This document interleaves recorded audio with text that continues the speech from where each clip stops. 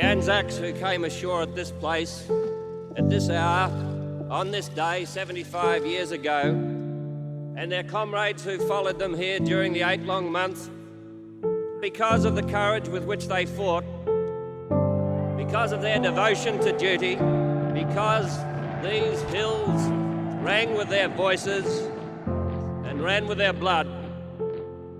This place, Gallipoli, is, in one sense, part of Australia.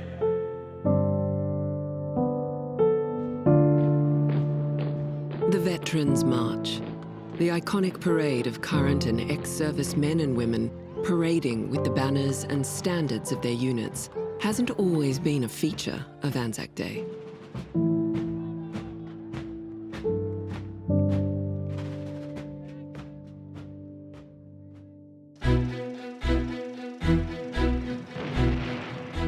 The first Anzac Day commemoration in 1916, a year to the day after the landing at Anzac Cove, was commemorated with a day of sports at the Australian Imperial Force Camp in Egypt. In London, 2,000 Anzacs dubbed the Knights of Anzac by the press marched through the streets to Westminster Abbey.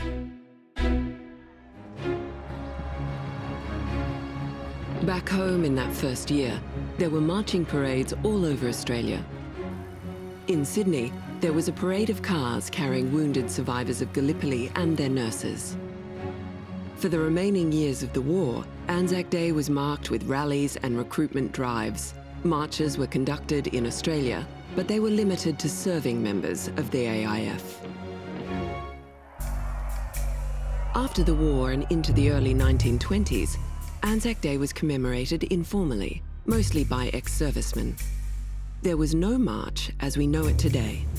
The first significant Veterans March in Melbourne was held in 1921, but it was not conducted again until 1925. Indeed, it wasn't until 1927 that Anzac Day was formally recognised as a public holiday by all the states.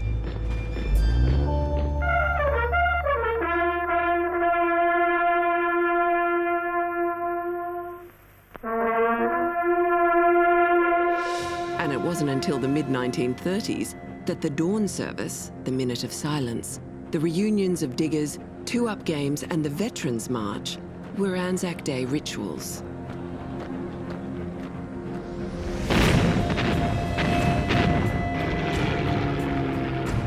Anzac Day commemorations were largely paused during the Second World War. Australia was preoccupied elsewhere.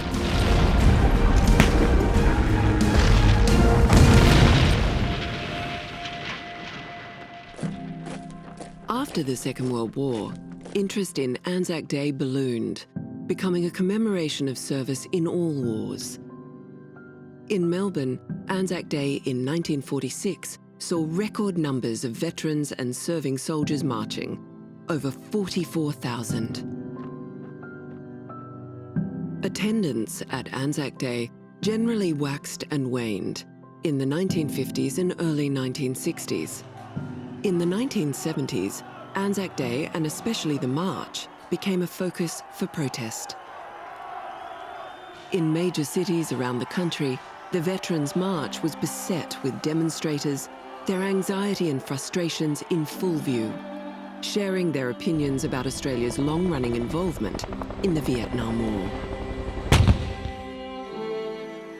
The Anzac Day March as a means to protest continued. In 1981, a group of about 500 protesters, mostly women, marched up Anzac Parade in Canberra toward the Australian War Memorial. At the head of the procession, women held a banner which read, "In memory of all women, of all countries, raped in all wars."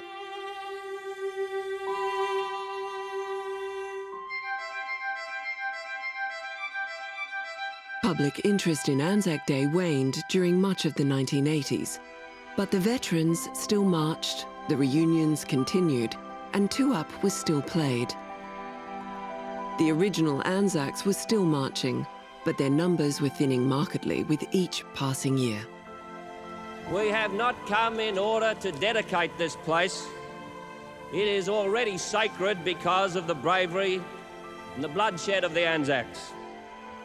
We should instead dedicate ourselves to keeping bright the memory of those men who so unstintingly did what was asked of them on our behalf, and for which so many of them selflessly gave their lives. Today, as dawn emerges from the blackness of night, let us hope that the nations of the earth will build in sunlight a world of peace. Anzac Day enjoyed a resurgence of interest in the 1990s. The Hawke, Keating and Howard governments actively supported commemoration of our nation's sacrifices in war and peacekeeping, including education of young Australians. Going down of the sun, and in the morning, we will remember them. This included support and attendance with veterans in pilgrimages to key sites of importance, including Gallipoli, Kokoda and Hellfire Pass. A growing interest in family history, coinciding with the official government commemorations, saw Anzac Day attendances surge, along with the respect due to veterans of all wars, past and present. It was as if Australia suddenly became attuned to the terrible sacrifices made by past generations. The lines of veterans marching, thinned by time, swelled with their descendants, proudly wearing their medals, marching with our current defence servicemen and servicewomen in uniform. In 2018, female veterans were encouraged to march at the front of their sections. Today, interest in the Anzac Day March is as strong as ever. It's not unusual to see the children, grandchildren and great-grandchildren of veterans no longer with us, cheered on from the sidelines by thousands of young Australians waving flags.